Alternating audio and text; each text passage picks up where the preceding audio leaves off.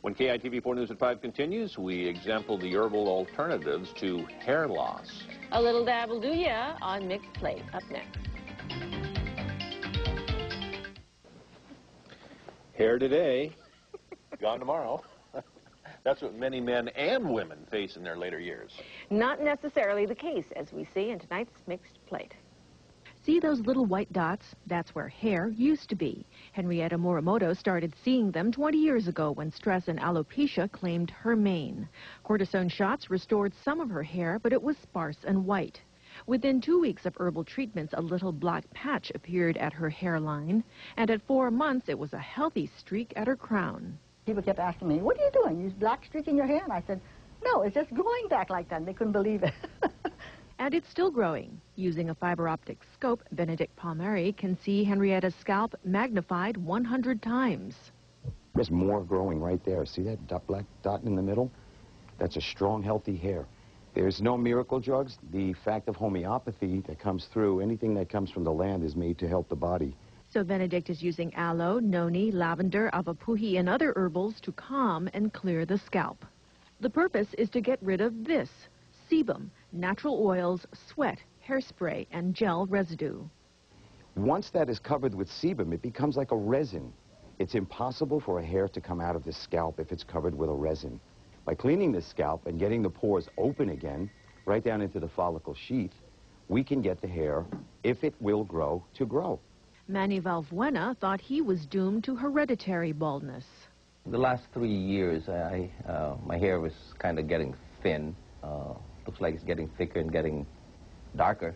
The hair that's growing in is black. It's not peach fuzz. You can also see the difference right dead center in the middle, where the hair is lighter on the ends and getting darker. It's a lot of work for me at night because I got to brush my hair, but it's all worth it. Therein lies the secret, says Benedict. People just don't brush.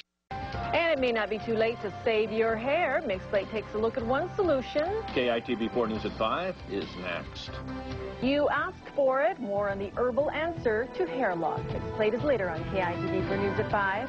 Good. Thanks, Robert. When KITV4 News at 5 continues, we take another look at a mixed plate you wanted more of. Now you see it. Now you see it. Now you don't. An answer to hair loss. Mixed Plate next. We have received so many calls and emails following Pamela's mixed plate hair loss story a couple of months ago that, well, she's going to take another look. On tonight's Mixed Plate, we see how modern technology and ancient lore can go to your head. A familiar scenario, frontal hair loss with a mid-pate patch, but 36-year-old Louis is encouraged. No pills, no magic lotions, no crystal balls, you know.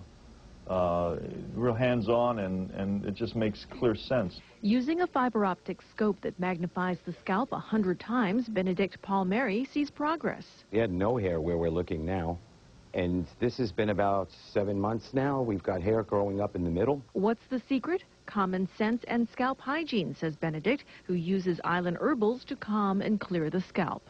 Dolelo, noni, mullein. This is called jabarandi. This is from India, this particular plant, and it's made into a tincture. The treatment breaks down the sebum, the gunk that suffocates pores and hair follicles. Louis' scalp debris is so thick, he needs exfoliation. The scalp, and sometimes after we do the scaling, this hair will appear, and it's been lying there dormant. But it takes time. It's been under there for 18 to 20 years. Benedict makes no promises of hair growth, but says the treatments and a daily routine of vigorous brushing will stop you from losing any more hair. Good enough for Louis, who wishes to remain anonymous. I wouldn't say overnight I'll have to use an afro pick, but so far so good.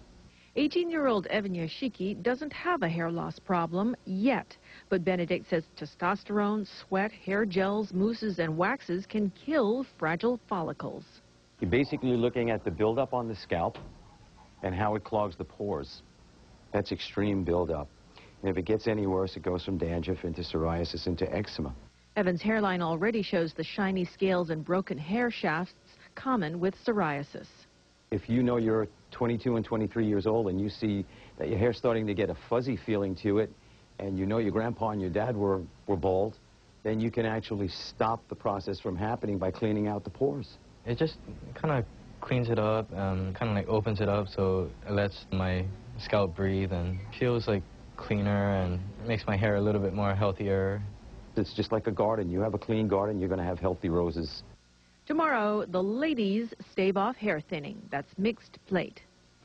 It's a problem a lot of people have. Yes. Well, I had a grandfather who was bald. Had I known what I know now, I probably would have been using that stuff all this time and wouldn't have needed it. Well, I guess what he's saying, even though it's you've been bald for 18, 20 years, there is hope, but he's not making any promises. And herbals get under your skin to prevent hair loss. Mixed plate later on KITV for News at 5. We've got a story on hair loss coming up. You don't have to worry. Oh, I'm going. Look at that. And this is what, you're doing all right. Female hair loss, a 21st century phenomenon.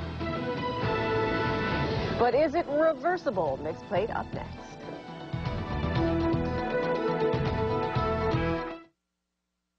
Any man with less than a full head of hair can tell you that baldness can be stressful, and in some cases, they're even embarrassed by it. More so for women with the same condition, as we see on tonight's Mixed Plate. Well, you kind of look in the mirror, you can see your scalp. You know, you see guys like that, not very many women. And for your self-esteem, it's kind of hard. It's the new malaise of the working woman, says Benedict Palmieri, who's finding more women in his downtown shop. Any woman in a high-maintenance position in the workplace that's under severe stress each day finds that they're losing hair, but they're really not losing hair. The hair is encapsulated underneath the scalp.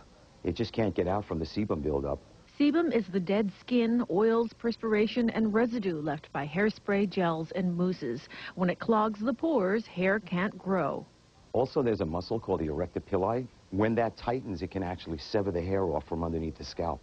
Benedict's treatment includes a stress-reducing whiff of lavender and a neck rub as he cleans the scalp with an herbal mix of noni olelo and jabarandi. They're leaves that are put into an isopropyl alcohol, and then they're put in an airtight container and left anywhere from 6 to 8 weeks.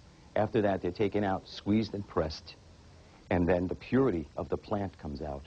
After about, I think about 3 or 4 treatments, people started going, hey, you look a little different, you know, and they started noticing that my hair got shinier.